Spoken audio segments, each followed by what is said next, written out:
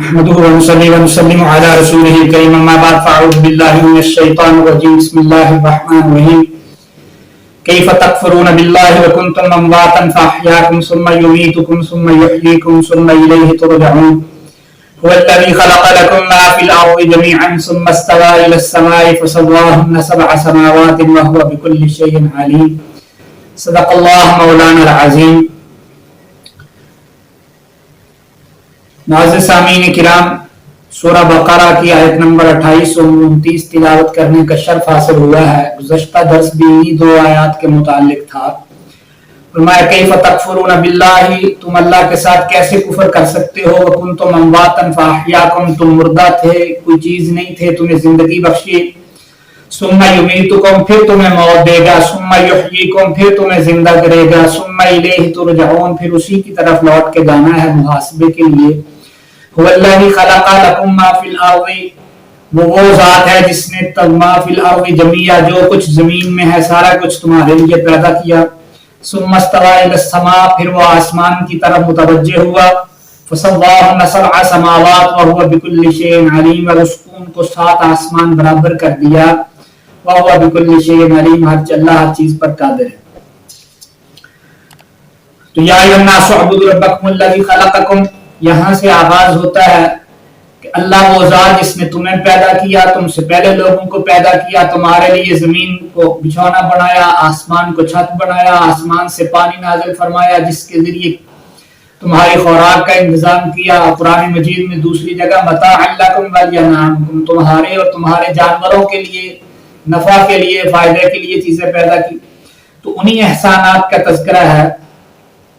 तो अल्लाह पाक ने दलाइल कुदरत रखे अकल के साथ परखने के लिए भी, और अकल भी अता फरमाई, फहम भी अता फरमाया, और दलाइल बेशुमार अपनी कुदरत की निशानियां रखी.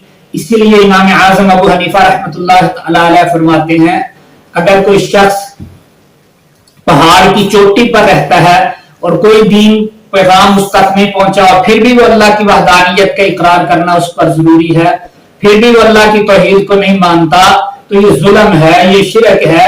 इसलिए उसके पास उज़र कोई नहीं होगा. इसलिए कि अल्लाह ने मज़ाहिर कुदरत रखे, फिर अकल अता फरमाई कि उनसे उसको समझ ले, फिर एहसान मजीद अता फरमाया कि अंबिया मबऊस फरमाए.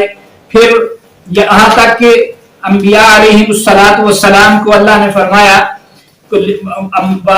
अल्लाह पाक ने कुरान मजीद में दूसरी जगह फरमाया कि मैंने लिअल्ला यकून लिन्नासि हुज्जतुन बअदर रुसूल, अंबिया इसलिए भेजे कि अब तुम्हारे पास कोई दलील कायम ना रह जाए, हुज्जत ना रह जाए कि पता नहीं हम तक तो अल्लाह पैगाम ही नहीं पहुंचा. तो इन सब चीजों का खत्म करने के लिए अंबिया अलैहिमुस्सलातु वस्सलाम मबूस फरमाए.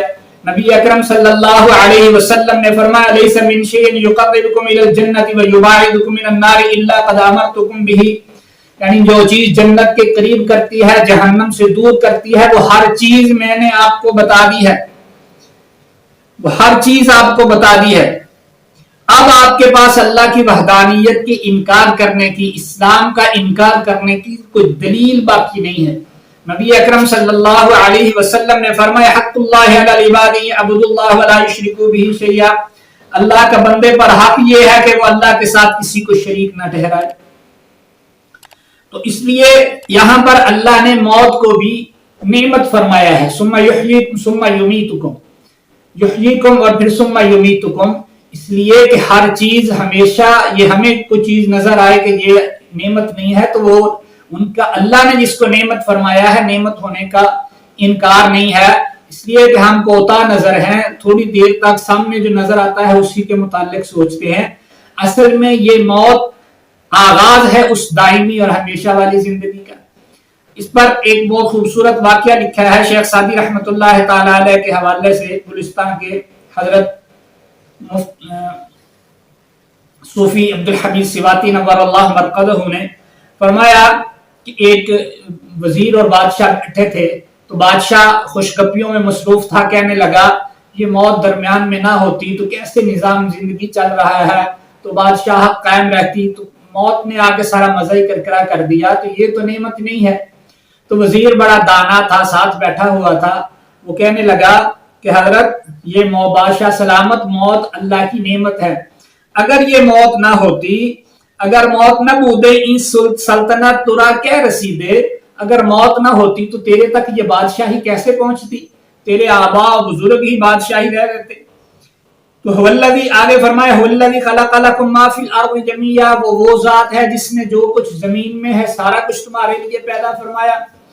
تو اب یہاں پر مفسرین علماء کا اختلاف ہے، بعض لوگ یہ کہتے ہیں کہ اس سے یہ ثابت ہوتا ہے کہ ہر چیز میں اصل اباحت ہے، یعنی ہر چیز اصل میں جائز ہے جب تک اس کی حرمت کا کوئی حکم نہ آ جائے، اور بعض کہتے ہیں کہ اصل میں ہر چیز حرام ہے جب تک اس کی اباحت کا جائز ہونے کا حکم نہ آ جائے۔